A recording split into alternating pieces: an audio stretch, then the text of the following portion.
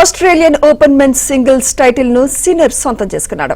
Alexander జెర్వెన్ తో జరిగిన final match లో 6-3, 7-6, 6-3 పాయింట్ల తేడాతో ఇటలీకి చెందిన సిన్నర్ టైటిల్ ను సొంతం చేసుకున్నాడు. వరుసగా రెండో ఆస్ట్రేలియన్ ఓపెన్ ను సిన్నర్ తన ఖాతాలో వేసుకుని రికార్డ్ క్రియేట్ చేశాడు.